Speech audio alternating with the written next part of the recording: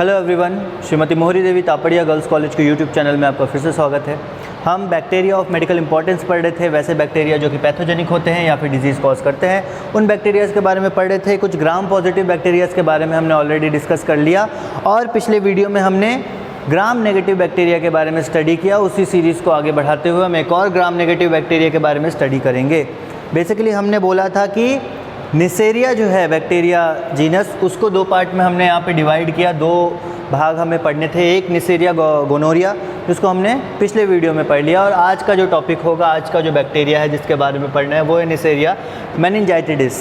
तो इस बैक्टीरिया के बारे में हम देखते हैं क्या कैरेक्टरिस्टिक्स हैं, क्या इसके डिजीज़ कॉजिंग जो पैथोजेनिक क्या इफ़ेक्ट है इसके, कौन से टॉक्सिन्स प्रोड्यूस करता है और कैसे इससे बचा जा सकता है, प्रिवेंशन कैसे किया जा सकता है। ठीक है, ये जो बैक्टीरिया है निसेरिया मेनिनजाइटिडिस, इसके बारे में बात करें तो इसको, ये एक तो ग्राम नेगेटिव बैक्टीरिया है, क्योंकि हम यहाँ पे अभी ग्राम नेगेटिव बैक्टीरियाज़ के बारे में पढ़ रहे हैं, तो उस सीरीज़ में ये एक और ग्राम नेगेटिव बैक्टीरिया है।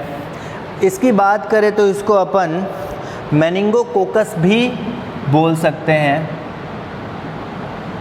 मेनिंगोकोकस, इससे पता चलता है ये कोकाई शेप्ड है।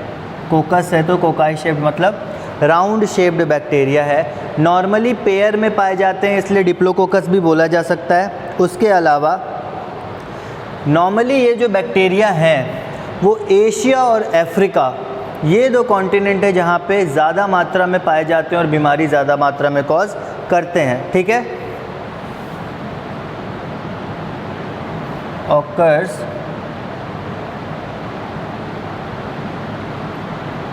एपिडेमिकली इन एशिया एंड अफ्रीका।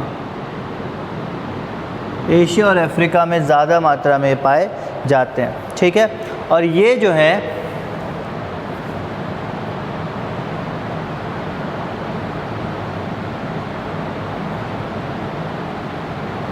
अगर सलाइवा का ट्रांसफ़र होता है एक इंडिविजुअल से दूसरे इंडिविजुअल में, तब ये जो बैक्टीरिया है ये एक से दूसरी जगह फैल सकते हैं। ठीक है, थ्रू सलाइवा। उसके अलावा सलाइवा और जाने का हो सकता है माध्यम, मीडियम देखा जाए तो कफिंग या फिर स्नीजिंग, खांसना, छींकना, इससे भी सलाइवा एक्सचेंज हो सकता है और ये बैक्टीरिया ट्रांसफ़र हो सकता है या फिर फैल सकता है। ठीक है, उसके आगे अपन देखते हैं कि ये जो बैक्टीरिया है ये एक नॉन मोटाइल बैक्टीरिया है। जो बैक्टीरिया है ये नॉन मोटाइल बैक्टीरिया है और इस बैक्टीरिया के जो सेल एनवेलप है उसमें कैप्सूल लेयर भी पाई जाती है, जो कि इसको फैगोसाइटोसिस से बचाती है। जब ये बैक्टीरिया होस्ट सेल में जाता है और होस्ट सेल में जब ये बैक्टीरिया होस्ट सेल में जाता है और होस्ट सेल में जाने के बाद बैक्टीरिया को, दरअसल होस्ट सेल में तो ये इन्फेक्शन कॉज करने गया है, तो होस्ट सेल में जब ये इन्फेक्शन कॉज करने गया है तो होस्ट सेल भी ये क्या कहते हैं, देखता है कि ये बैक्टीरिया पे वो होस्ट सेल अपना अटैक करना स्टार्ट करता है। होस्ट सेल का जो इम्यून सिस्टम है वो अटैक करना स्टार्ट करता है। तो हमने पहले जब इम्यून सिस्टम के बारे में पढ़ा तो उसमें देखा था कि कई सारे फैगोसाइटोसिस करने वाले सेल होते हैं या फैगोसाइटिक सेल्स होते हैं। वो फैगोसाइटिक सेल से बचने के लिए इसके पास एक कैप्सूल लेयर प्रेजेंट होता है जो इसको फैगोसाइटोसिस से बचाता है। ठीक है, सिक्रीट अ कैप्सूल सिक्रीट करता है या कैप्सूल की लेयर एक रहती है जो कि इसको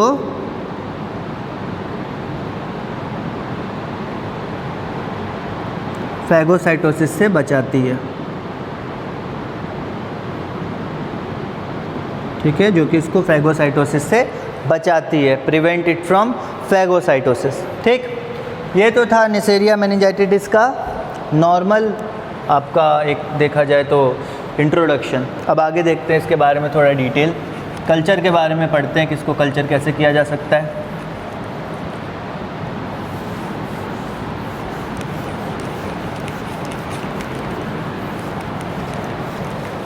कल्चर के बारे में पढ़ते हैं।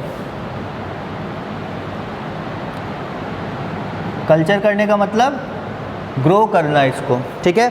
कल्चर की बात करें तो 35 डिग्री सेल्सियस पे ये बेसिकली अच्छे से ग्रो कर सकता है। पीएच की बात करें तो स्लाइटली अल्कलाइन पीएच रखना पड़ेगा 7.4 से 7.6 के आसपास।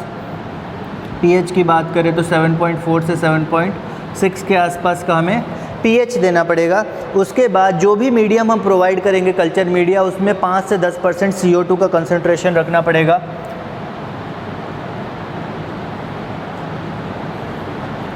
कल्चर मीडियम या फिर सीधे मीडियम लिखो, मीडियम विथ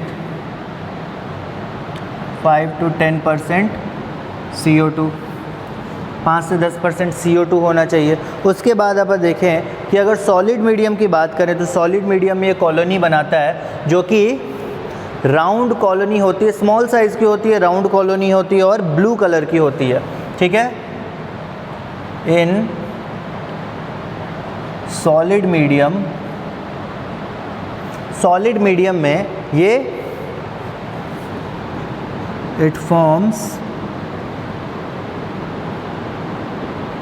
कॉलोनीज ड्रॉ करता है या कॉलोनीज बनाता है जिसमें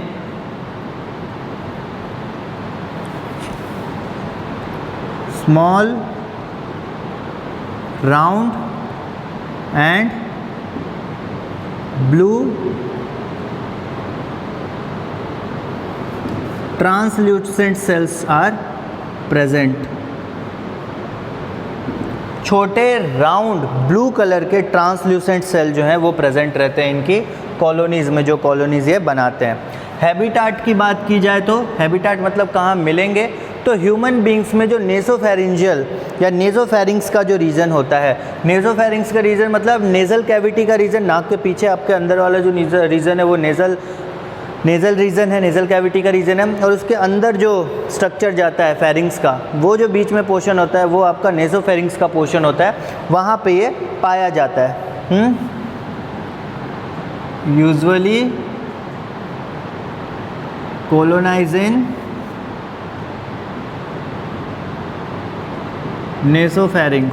नेसोफेरिंग्स में ये पाया जाएगा। ठीक है, कुछ बायोकेमिकल रिएक्शंस भी होते हैं इसके थ्रू, जिसके बारे में अगर बात करें तो कुछ शुगर्स जो है उनको ये फर्मेंट करता है और एसिड का प्रोडक्शन करता है।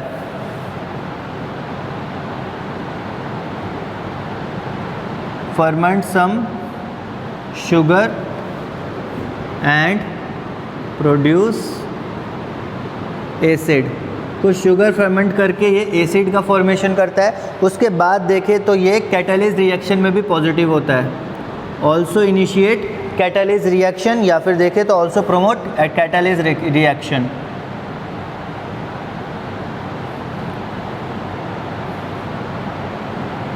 ओके, कैटालिस रिएक्शन आपको पता है H2O2 को तोड़ के H2O और ऑक्सीजन में कन्वर्ट करना, मतलब हाइड्रोजन पेरोक्साइड को तोड़ के वाटर और ऑक्सीजन में कन्वर्ट करना। और उसके बाद फर्मेंटेशन के थ्रू कुछ शुगर्स हैं जिनको ये एसिड में कन्वर्ट कर देता है। ठीक, उसके बाद अपन देखते हैं इसकी रेसिस्टेंस, मतलब किस चीज़ के प्रति ये रेसिस्टिव होता है, किस चीज़ के प्रति रेसिस्टिव नहीं होता है। तो अगर हाई टेम्परेचर की बात करें तो अगर इसको 55 डिग्री सेल्सियस पे 5 मिनट तक रख दिया जाए तो ये डिस्ट्रॉय हो जाएगा। 55 डिग्री सेल्सियस पे अगर 5 मिनट के लिए रख दिया जाए तो ये डिस्ट्रॉय हो जाएगा। या फिर 1% फिनॉल में आप इसको सिर्फ 1 मिनट के लिए रखो, ये मर जाएगा या फिर ये डिस्ट्रॉय हो जाएगा। तो 55 डिग्री सेल्सियस या फिर उसके ऊपर के टेम्परेचर पे आपसे 5 मिनट के लिए उसको छोड़िए, डिस्ट्रॉय हो जाएगा। या फिर 1% फिनॉल का सॉल्यूशन में इसको डाल दो, ये 1 मिनट में ख़त्म हो जाएगा। तो इसकी रेसिस्टिविटी हाई टेम्परेचर के प्रति बिल्कुल भी नहीं है, हाई टेम्परेचर में ये मर जाता है, और फिनॉल के प्रति भी नहीं है। फिनॉल 1% सॉल्यूशन में आप डाल दो, इसकी डेथ हो जाएगी। अब आते हैं नेक्स्ट पॉइंट में, इंपॉर्टेंट पॉइंट पे, जो है इसकी पैथोजेनिसिटी की, क्या पैथोजेनिक इफेक्ट ये दिखाता है शरीर में। ठीक है, अब आते हैं अपन पैथोजेनिसिटी पे।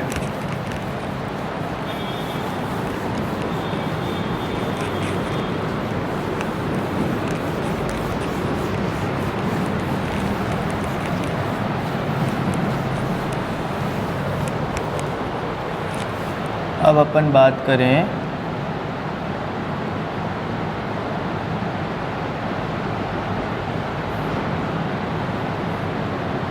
पैथोजेनिसिटी पे।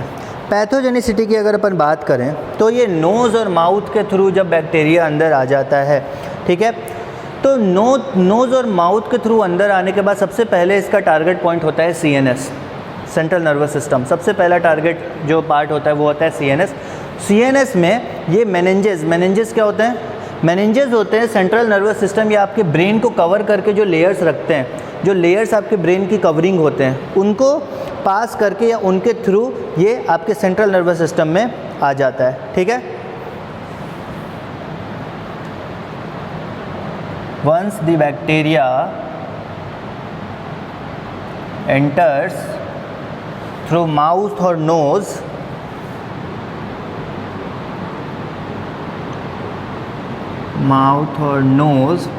सबसे पहले ये कहाँ पे जाएगा?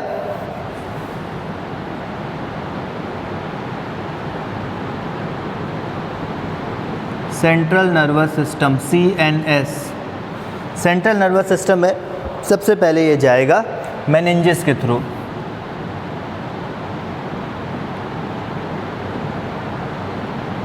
मेनिंजेस के थ्रू ये सेंट्रल नर्वस सिस्टम में जाएगा। ठीक है। मेनिंजेस के थ्रू, मेनिंजेस क्या होते हैं? जो ब्रेन की कवरिंग लेयर होती है, ब्रेन के ऊपर लेयर्स की कवरिंग होती है, वो होते हैं मेनिंजेस। उसके आगे अपन देखते हैं इस बैक्टीरिया के बारे में। ये बहुत ही हाईली वेरुलेंट बैक्टीरिया होता है, मतलब इसके अंदर डिजीज़ कॉज करने की जो क्षमता है वो बहुत ज़्यादा होती है। इसकी कैपेसिटी जो है डिजीज़ कॉज करने की वो बहुत ही ज़्यादा होती है। ठीक है। अब इसका जो कैप्सूल है उसमें लिपोपॉलीसैकेराइड होता है। ठीक है। जो कैप्सूल है उसमें लिपोपॉलीसैकेराइड होता है जो कि एंडोटॉक्सिन्स प्रोड्यूस करता है। कैप्सूल हैज़ लिपो, या फिर आप बोल सकते हो जो कैप्सूल है वो लिपोपॉलीसैकेराइड नेचर का होता है जो कि एंडोटॉक्सिन प्रोड्यूस करता है, which produces एंडोटॉक्सिन्स प्रोड्यूस करता है। ठीक है। तो जो लिपोपॉलीसैकेराइड है कैप्सूल में वो एंडोटॉक्सिन प्रोड्यूस करता है। उसके आगे अपन देखें तो बैक्टीरिया जो है वो नेज़ोफेरिंक्स के सरफेस से अटैच होता है और अटैच होने के लिए एक स्ट्रक्चर का यूज़ करता है जिसको अपन बोलते हैं फिम्ब्री। इसको अपन क्या बोलते हैं? फिम्ब्री। अपन ने एक पढ़ा था, एक वीडियो देखा होगा आपने, हमने एक वीडियो बनाया था बैक्टीरियल सेल प्रोजेक्शंस। उन प्रोजेक्शंस में हमने फिम्ब्री के बारे में पढ़ा था। एक फ्लैजिला के बारे में पढ़ा होगा, फिम्ब्री के बारे में पढ़ा होगा, सेक्स पिलाई के बारे में पढ़ा होगा, तो पिलाई के बारे में पढ़ा होगा। तो फिम्ब्री आप में यहाँ पे याद होगा आपको। तो यहाँ पे फिम्ब्री की मदद से ये अटैच होता है आपके नेज़ोफेरिंक्स के लेयर पे। ठीक है। Attaches to the surface of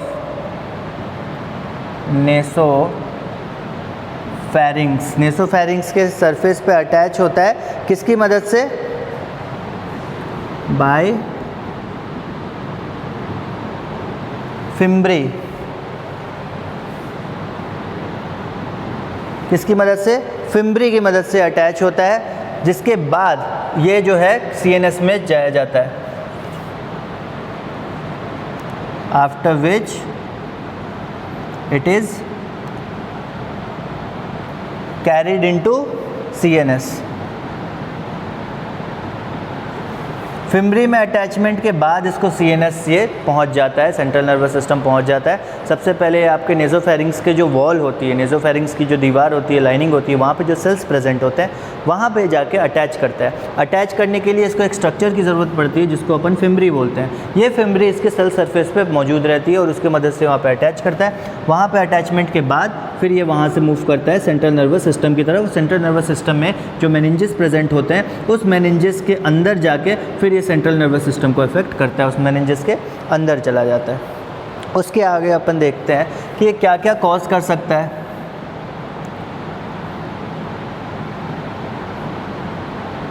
causes: headache, sir में दर्द होगा, बहुत ज़्यादा दर्द हो सकता है। नेक में पेन हो सकता है, सर में दर्द होगा, नेक में पेन होगा। उसके बाद थ्रोट के बैक पोर्शन पे दर्द हो सकता है। ठीक है, नेक, बैक एंड थ्रोट। उसके अलावा नेक में, बैक में और थ्रोट में पेन के अलावा मेमोरी लॉस के भी यहाँ पे बहुत ज़्यादा संभावनाएं होती है। ठीक है, मेमोरी लॉस की भी बहुत ज़्यादा संभावना होती है, मेमोरी लॉस भी हो सकता है इस बैक्टीरिया के कारण, जो कि मेनिंजेस को इफ़ेक्ट करता है आपके सेंट्रल नर्वस सिस्टम के। उसके आगे अपन देखते हैं जो इनिशियल सिम्टम्स हैं, उसमें इनिशियल सिम्टम्स में आपको स्किन पे रैशेस नज़र आ सकते हैं। उसके बाद आपको विज़न में दिक्कत हो सकती है, मतलब देखने में प्रॉब्लम हो सकती है। उसके बाद सुनने में प्रॉब्लम हो सकती है, थोड़ी जो ऑडिबल पावर है वो कम हो सकती है, विजुअल पावर है वो कम हो सकती है, और रेस्पिरेटरी डिसऑर्डर भी हो सकता है। तो अगर सिम्टम्स की बात करें तो स्किन में रैशेस, विज़न में प्रॉब्लम, ऑडिबल आपको होने में थोड़ी प्रॉब्लम होगी, सुनने में दिक्कत होगी, और रेस्पिरेटरी डिजीज़ेस हो सकते हैं, रेस्पिरेटरी डिसऑर्डर्स हो सकते हैं। अब अगर नेक्स्ट बात करें तो नेक्स्ट आता है इसका डायग्नोसिस। ये समझ में आ गया ना कि बैक्टीरिया सबसे पहले माउथ और नोज़ के थ्रू आपके नेसोफेरिंग्स में जाता है, वहाँ की जो सेल्स है वहाँ पे अटैच होता है फिम्ब्री के थ्रू। फिम्ब्री के थ्रू अटैच होने के बाद वहाँ पे ये एंडोटॉक्सिन सीएनएस में जाके एंडोटॉक्सिन छोड़ता है, और उसके बाद ये जो एंडोटॉक्सिन छोड़ता है उससे क्या क्या हो सकता है, आपको हेडेक हो सकता है, पेन हो सकता है नेक में, बैक में, थ्रोट में, और मेमोरी लॉस हो सकता है। और इनिशियल सिम्टम्स की बात करें तो आपके बॉडी पे रैशेज़ आ सकते हैं, स्किन पे रैशेज़ आ सकते हैं, रेड पैचेज़ आ सकते हैं, निशान आ सकते हैं, आपको इरिटेशन हो सकती है। उसके अलावा हो सकता है आपकी थोड़ी सी विज़न में लॉस आए, आपको सुनने की क्षमता में आपको थोड़ी कमी आए, और आपको रेस्पिरेटरी डिसऑर्डर भी हो सकते हैं। ठीक है, आगे अपन देखते हैं next point. Next point is इसका डायग्नोसिस। इसको डायग्नोस कैसे करेंगे, पता कैसे करेंगे कि ये इसी बैक्टीरिया के कारण होने वाली कोई बीमारी है। मेनिंजाइटिस होती है बीमारी। तो अब डायग्नोसिस की बात करें, डायग्नोसिस कैसे करेंगे।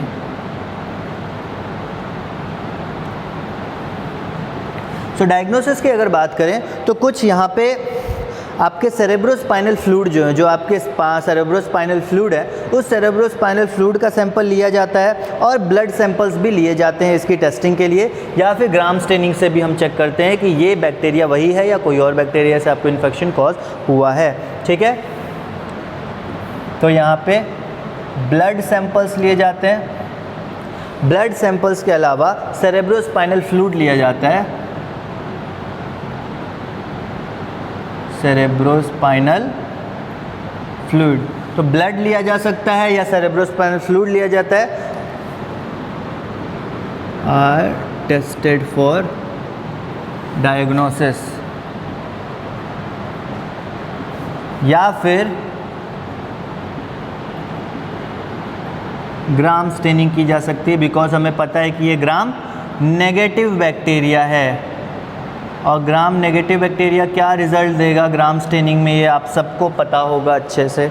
ठीक है, उसके आगे अपन ट्रीटमेंट की बात करें तो कई एंटीबायोटिक्स हैं, इसके ट्रीटमेंट के लिए कई एंटीबायोटिक्स हैं। उसके अलावा देखा जाए तो कई टाइप के सल्फोनामाइड्स जो ड्रग्स आते हैं। सल्फोनामाइड ड्रग्स मतलब उस वैसे ड्रग्स जिसमें फंक्शनल ग्रुप जो है वो सल्फोनामाइड होता है, और उससे बहुत सारे अलग अलग ड्रग्स बनते हैं। तो सल्फोनामाइड ड्रग्स जो हैं वो बहुत ज़्यादा यूज़ में आते हैं, और अगर वो काम नहीं करते हैं तो पेनिसिलिन भी यूज़ में लिया जा सकता है। इनके ट्रीटमेंट के लिए अपन पेनिसिलिन भी यूज़ में लेते हैं अगर सल्फोनामाइड ड्रग्स जो हैं वर्क नहीं करते।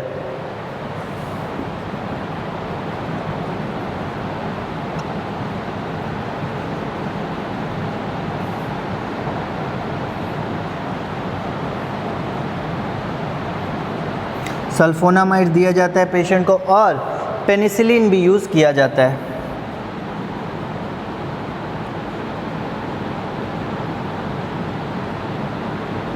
पेनिसिलिन भी आजकल यूज़ किया जाता है जब सल्फोनामाइड वर्क नहीं करता है।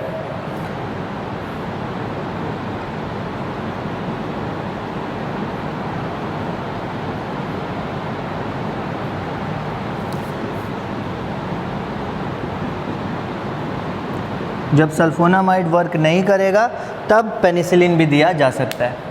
ठीक है, तो बैक्टीरिया ऑफ मेडिकल इंपॉर्टेंस में आज हमने पढ़ा यहाँ पे नेसेरिया मेनिंजाइटिस के बारे में, जिससे मेनिंजाइटिस होता है। और मेनिंजाइटिस का मतलब कि जो आपके ब्रेन की कवरिंग लेयर है उसमें जो वो लेयर्स होती हैं उसको इन्फेक्शन कॉज करता है, और उसमें स्वेलन आ सकती है, वो फूल सकता है। फूलने के बाद उसमें इन्फ्लामेशन हो सकता है, और उसके कारण आपको बहुत सारे प्रॉब्लम्स का सामना करना पड़ सकता है। एज लाइक आपको हेडेक होने लगेगा, उसके अलावा आपको थ्रोट में पेन हो सकता है, बैक में पेन हो सकता है, नेक वाले पोर्शन पे, ये जो पीछे वाला पोर्शन है यहाँ पे बहुत हाई पेन हो सकता है। और अगर आप इनिशियल सिम्टम्स की बात करें तो आपके स्किन पे रैशेज़ आ सकते हैं। उसके अलावा आपको देखने में प्रॉब्लम हो सकती है और सुनने में भी प्रॉब्लम हो सकती है। उसके अलावा आपको कुछ रेस्पिरेटरी डिसऑर्डर्स भी हो सकते हैं। तो इससे रिलेटेड जो भी इम्पॉर्टेंट पॉइंट्स थे वो हमने डिस्कस कर लिया कि इसके क्या क्या कैरेक्टरिस्टिक्स होते हैं, कैसे ये जो बीमारी है वो फैलाता है, कैसे ये टॉक्सिन प्रोड्यूस करता है, कौन से टॉक्सिन प्रोड्यूस करता है, उसके अलावा डायग्नोज कैसे कर सकते हैं और इसको ट्रीट कैसे कर सकते हैं, इन सब के बारे में हमने देख लिया। तो आज का टॉपिक यही था, आपके बैक्टीरिया ऑफ मेडिकल इंपॉर्टेंस का एक और gram negative bacteria that is Neisseria meningitis, इसके बारे में हमने आज डिस्कस कर लिया। सो आज का वीडियो हम यहाँ पे ओवर करते हैं। आई होप कि आपको ये सब समझ में आया होगा एंड ये वीडियो पसंद आई होगी। सो अगर ये वीडियो पसंद आया हो तो इस वीडियो को लाइक कीजिए, शेयर कीजिए और हमारे चैनल को सब्सक्राइब कीजिए। मिलते हैं नेक्स्ट वीडियो में नए टॉपिक के साथ। Thank you very much.